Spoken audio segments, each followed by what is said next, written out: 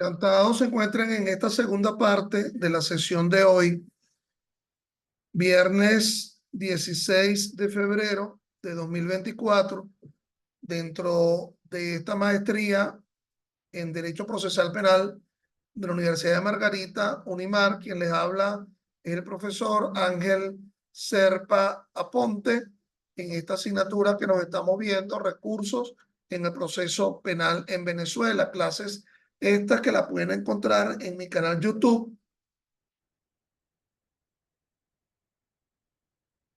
Ángel Serpa Ponte, a los efectos de que se suscriban al mismo canal y le den like y puedan conocer allí mis criterios vinculados al ámbito del proceso penal y de la asignatura que nos, que nos corresponde en el día de hoy. Ya en la sesión anterior, ya habíamos iniciado la clasificación de los recursos, la ubicación de los recursos en el proceso penal venezolano. Dentro de los libros había recomendado en bibliografía pruebas y recursos en el proceso penal, que es el mismo que la tercera jornada de Derecho Procesal Penal de la Universidad Católica Andrés Bello, correspondiente al año 2015, donde tengo yo allí un trabajo sobre el recurso de revisión procesal penal, pero también otros autores tienen allí su respectivo trabajo sobre los otros recursos en el proceso penal. Habíamos ubicado la clasificación, la ubicación de los recursos procesales dentro de los demás remedios procesales y estábamos abordando el tema del desplazamiento, es decir, la clasificación de los recursos en función del desplazamiento del mismo. En la sesión anterior nos hemos detenido que esa clasificación sobre el carácter devolutivo o no devolutivo de los recursos atiende a una doble acepción. En primer lugar, se habla del recurso, de que el recurso tiene carácter devolutivo, en el sentido que quien va a resolver tanto la admisión como la procedencia del recurso es un tribunal de alzada, un tribunal ad quem, un tribunal distinto de aquel tribunal contra cuya decisión se interpone el recurso.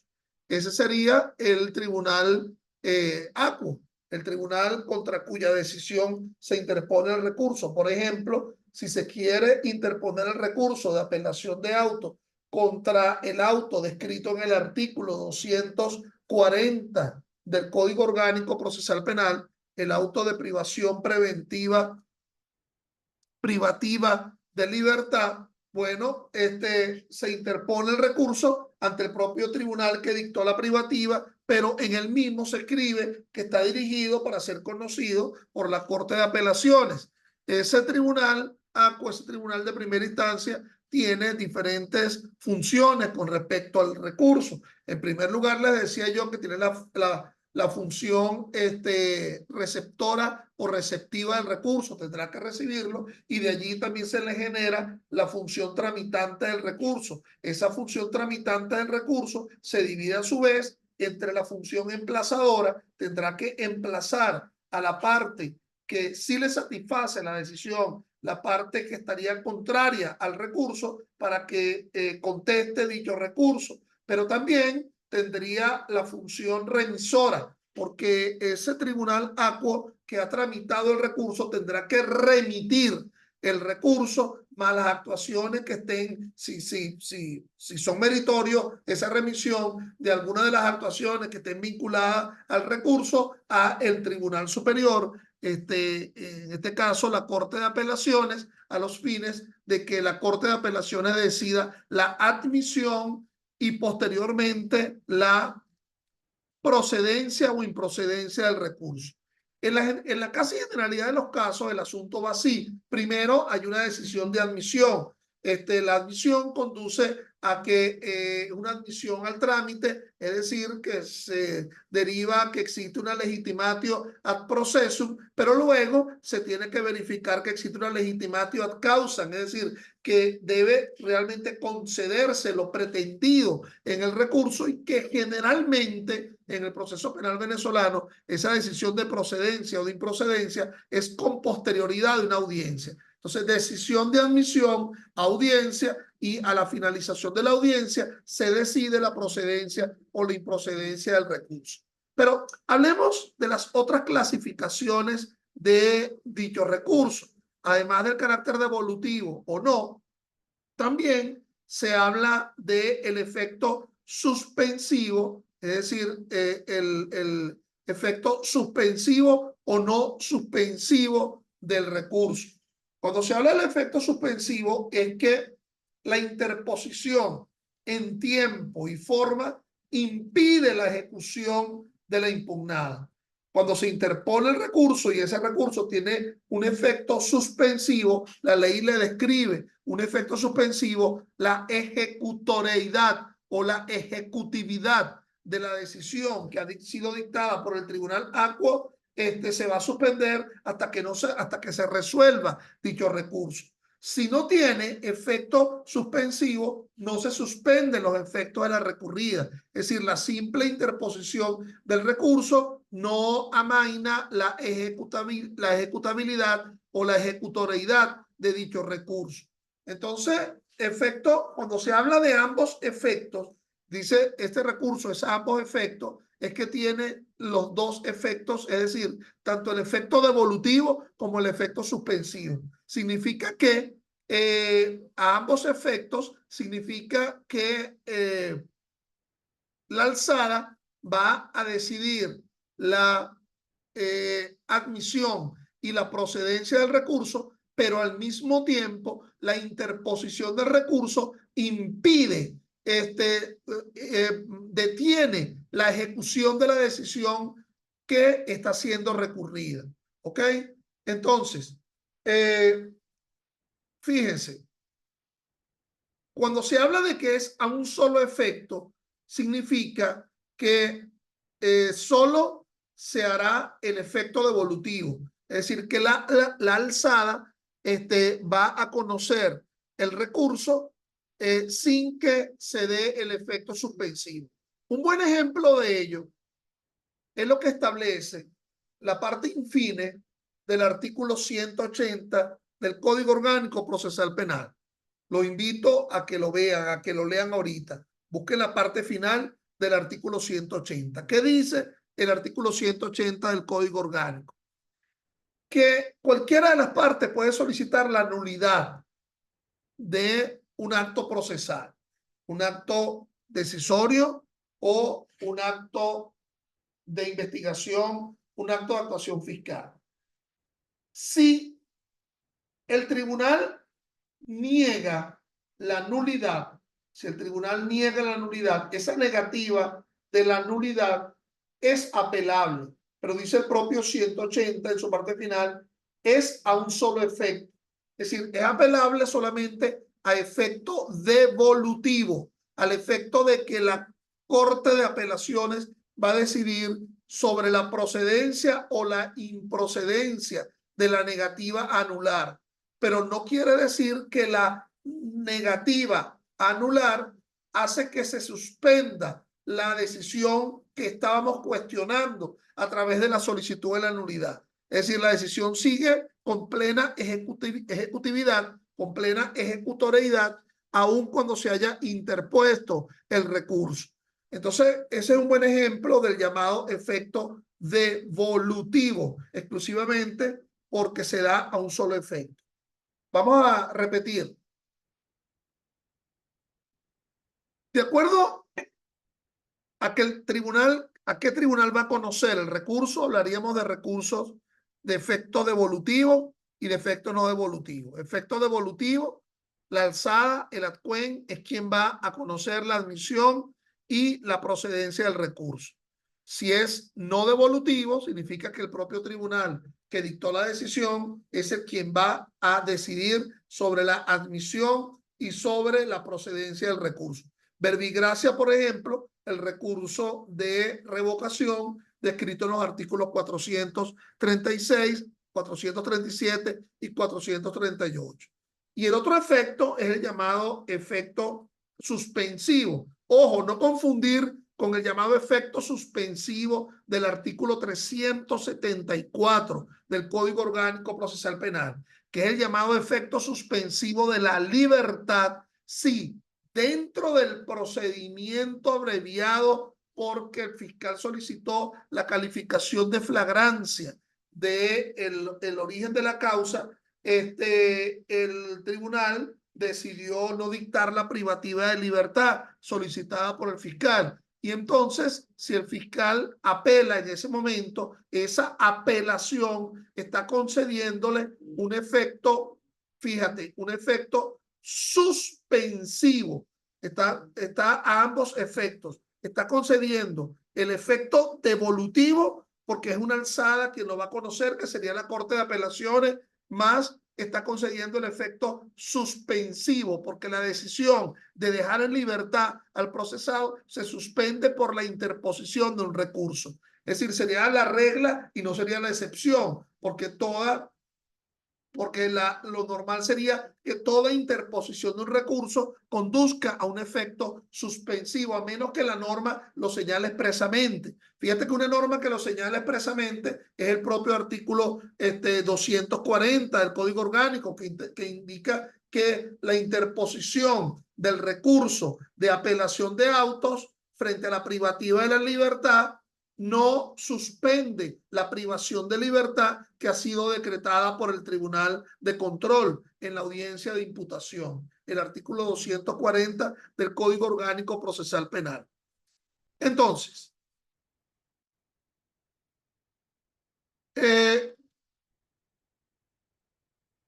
la ordinariez de los recursos. Esa es otra clasificación importante. Hablar del recurso ordinario o un recurso extraordinario. Fíjense que de dos maneras podríamos entender este tema de la ordinariez de los recursos. En primer lugar, se habla de un recurso ordinario en el sentido que no se requiere el encauzamiento, la mención de causales expresas para interponer el recurso. Eso lo habla de un recurso ordinario. Y por lo tanto, el recurso extraordinario es el que exige de forma precisa la invocación de causales para interponer la impugnación contra la decisión. Pero también hay otra forma de abordar la ordinariez o no del recurso en cuanto a la cosa juzgada. Por lo tanto, sería exclusivamente un recurso extraordinario el recurso de amparo, porque ya se supone que se agotó todo. Se agotó el recurso de apelación dentro del catálogo de recursos en el ámbito venezolano. Se agotó el recurso de apelación y se agotaría el recurso de revocación, el recurso de casación ante la Sala de Casación Penal del Tribunal Supremo de Justicia, con un pequeño detalle. Las decisiones dictadas por la Sala de Casación Penal del Tribunal Supremo de Justicia no pueden ser recurridas en amparo por expresa disposición del artículo 5, numeral 6 de la Ley Orgánica de Amparo sobre Derechos y Garantías Constitucionales. Las decisiones dictadas por las salas casacionales, Sala de Casación Civil, Sala de Casación Social, Sala de Casación Penal, Sala Político-Administrativa, Sala Electoral, no es casación electoral, Sala Electoral, no pueden ser recurridas por amparo. Más sin embargo, extraordinariamente, por eso hablo del carácter extraordinario, existe la solicitud de revisión constitucional ante la Sala Constitucional del Tribunal Supremo de Justicia.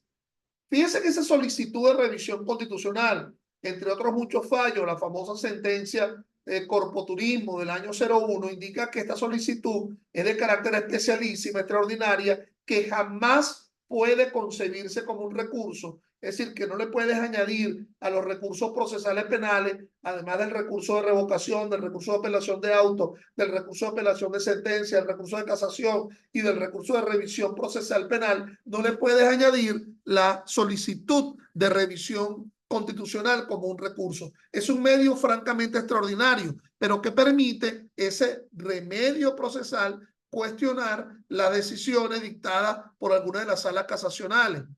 Y la ley orgánica del Tribunal Supremo de Justicia y la propia sentencia corpus turismo establece cuál es el tipo de fallo que puede ser extraordinariamente revisado por la Sala Constitucional. Habla en primer lugar de una decisión firme en materia de amparo. Evidentemente no puede haber una decisión firme en materia de amparo que provenga de la Sala de Casación Penal del Tribunal Supremo, porque la Sala de Casación Penal no es que sus decisiones no puedan ser impugnadas por amparo, sino que tampoco puede decidir en materia de amparo. Pero puede haber una decisión firme en materia de amparo por parte de una corte de apelaciones. Ello sí es cierto. Y por lo tanto, contra esa decisión firme en materia de amparo, se puede solicitar la revisión constitucional ante la Sala Constitucional. ¿Qué más? Cuando cualquier tribunal, aquí se incluye a la Sala de Casación Penal, es decir, un tribunal de primera instancia, un tribunal de control, de juicio, de ejecución, una corte de apelaciones, una corte marcial, la Sala de Casación Penal del Tribunal Supremo, decida el control difuso de la constitucionalidad. Ese control difuso de la constitucionalidad que está descrito en el artículo 334 de la Constitución y en el artículo 19 del Código Orgánico Procesal Penal. A los que les guste rayar códigos, colocarán al lado del 19 del Código Orgánico ver artículo 334 y al lado del 334 ver 19 del Código Orgánico Procesal Penal. Esto significa que ese tribunal penal desaplica para el caso en concreto, para las partes en concreto y para el caso en concreto una norma sustantiva o adjetiva. La desaplica. Y entonces esa desaplicación de esa norma por vía del control difuso es revisable por la Sala Constitucional. Siempre el tribunal acuo que ha decidido desaplicar esa norma ejerciendo el control difuso, tiene que remitirle copia certificada a la Sala Constitucional a los efectos de que la Sala Constitucional confirme ese control difuso o lo revoque o lo transforme en control concentrado de la constitucionalidad. Ya no sería frente a las partes en concreto, a la causa en concreto, sino frente a todo. ¿Qué otro efecto? ¿Qué otro tipo de decisión? Las decisiones en donde un tribunal penal no aplique el criterio vinculante, no aplique el criterio vinculante que ya ha decidido la Sala Constitucional en cualquiera de sus fallos.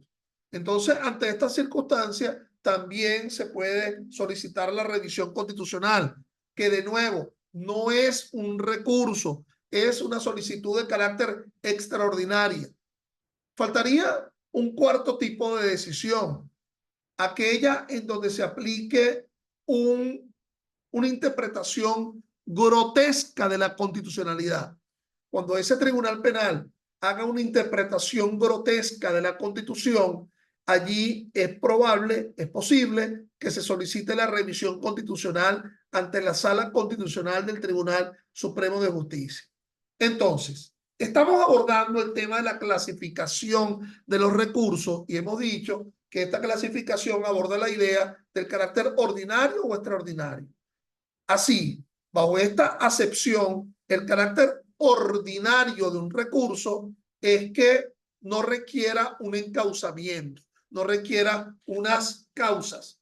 Así, entonces, siquiera la apelación de sentencia sería un recurso ordinario, sino que sería un recurso extraordinario porque exige las causales que están descritas en el artículo 444 del Código Orgánico Procesal Penal. Y ustedes me preguntarían, ¿y qué pasaría con la apelación de autos? ¿Sería ordinario o extraordinario? Yo creo que sería ordinario, porque en realidad el 439 del COP habla solamente de una sola causal, que es el llamado gravamen irreparable, el 439, numeral 5. Y todas las demás no son causales, sino más bien son tipos de decisiones que son recurribles. Entonces, el recurso de casación sería otro recurso bajo ese prisma, que sería de carácter extraordinario, porque exige las causales que establece el artículo 452, ¿verdad? Para su invocación a los fines de que se declare la admisibilidad o la procedencia de dicho recurso de casación. Bajo el otro prisma de que se han agotado los recursos, entonces realmente nos quedaríamos con un recurso extraordinario, que sería el amparo. El amparo como un recurso extraordinario cuando no existe un medio ordinario para poder cuestionar esa decisión. Y tangencialmente te podría hablar de la solicitud de revisión constitucional ante la Sala Constitucional del Tribunal Supremo de Justicia, que se ha cuidado dicha sala de que sea concebido como un recurso y no como una simple solicitud. Hablemos de los principios los principios recursivos en el Código Orgánico Procesal Penal. Vamos a iniciar esos principios recursivos. En primer lugar, vamos a hablar de la llamada impugnabilidad objetiva, que está descrita en el artículo 423 del Código Orgánico Procesal Penal. La impugnabilidad objetiva. ¿Qué significa esto?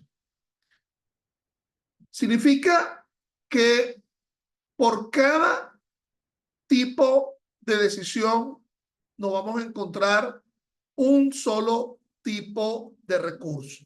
Esto es lo que alude a la impugnabilidad objetiva. Es decir, que ese fallo sí tiene el recurso por el tipo de decisión. Es decir, si fuese de mera sustanciación, no podría haber un recurso devolutivo, puesto que le corresponde al propio tribunal que dictó el auto de mero trámite resolver el recurso según la naturaleza del asunto, o bien sea que se quiera reclamar responsabilidad civil por sentencia, pero el legislador considera que dicha sentencia es inapelable, entonces no tendría impugnabilidad objetiva. El órgano del cual proceden las decisiones, si es un tribunal de primera instancia, le corresponderá resolver la admisibilidad y la procedencia del recurso, sería al tribunal superior de ese tribunal de primera instancia. El lapso para interponer el recurso, los recursos no pueden ser a la libre, es decir, exigen condiciones de modo, tiempo y lugar. El requisito de forma, que sea escrito de forma verbal, con especificación motivada de la denuncia o no. Yo le voy a relatar una anécdota de muchacho, una anécdota de muchacho de quinto grado. Ese fui yo. Cuando estudiaba quinto grado, recuerdan ustedes cuando ustedes estudian cuarto grado, quinto grado, que a veces existen los actos culturales en los colegios. Y habían esos actos culturales, eran unos bailes, pues. A mí me tocó, en suerte, de bailar un vals, ¿verdad? Entonces nos obligaban a colocarnos un frac, ¿verdad? Y entonces había una fila de muchachitos y enfrente a la fila de muchachitos estaba una fila de muchachitas vestidas con su traje de dama antañona. Y entonces la idea era que por cada uno de los muchachitos iba a haber una sola de las muchachitas. Por cierto que la maestra nos enseñaba a bailar, nos enseñaba el bal, pero no decía quién iba a escoger a quién. Ella dijo, eso va a ser en el propio teatro, cuando se abren las cortinas del escenario, allí entonces va a salir, eso sí le decía, fulanita, tú tienes que arrancar primero. Entonces fulanita iba y escogía el caballerito y bailaba. Por cierto, a mí nunca me dejaban de último, ¿no? O sabía bailar o no sé, pero me escogían allí. Bueno, en fin. Por cada decisión nos vamos a encontrar un solo tipo de recurso. Impugnabilidad objetiva. Los autos de mero trámite o de mera sustanciación tienen el recurso de revocación. Los autos con trascendencia aflictiva tienen el recurso de apelación de autos. Las sentencias condenatorias, absolutorias, Y reitero, de sobreseimiento, sí lo dije, de sobreseimiento, tienen su recurso de apelación de sentencia. Las sentencias confirmativas dictadas por la Corte de Apelaciones, confirmatorias de las decisiones de primera instancia, tienen su recurso de casación. Las sentencias condenatorias definitivamente firmes, que se haya verificado con posterioridad, se haya verificado el carácter injusto de la misma, se ha determinado la existencia de hechos, elementos sobrevenidos, tiene su recurso de revisión procesal penal. No confundir con el recurso de revisión ante la Sala Constitucional, que ya les mencionaba con anterioridad, cuál es el tipo de decisión que es recurrible o que es revisable por la vía de la revisión constitucional. Eso es la impugnabilidad objetiva. Ahora bien, aquí hay varias decisiones. Yo quiero mencionarles algunos fallos al respecto.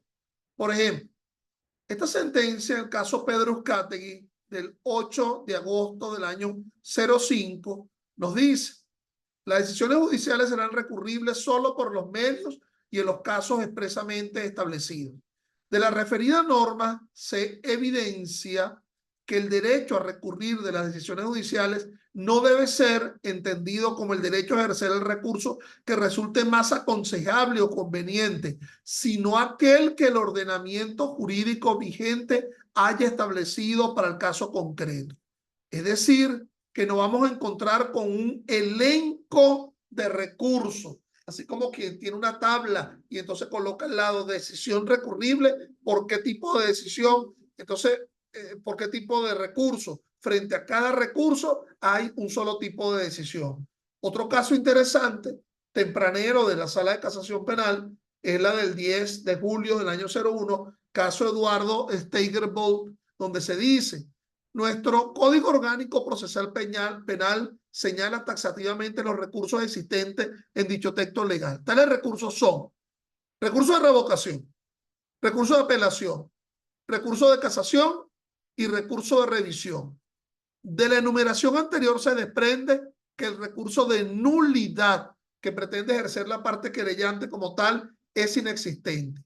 No existe el recurso de nulidad. La nulidad, como lo dije en la sesión anterior, es el efecto de la declaratoria con lugar de un recurso. Cuando se declara con lugar el recurso, por lo tanto, ahí nos vamos a encontrar con la nulidad. La nulidad, como efecto de la declaratoria con lugar del recurso. Otro fallo interesante es el fallo de la misma Sala de Casación Penal del 5 de junio del año 01, caso Fernando Rafael Gutiérrez.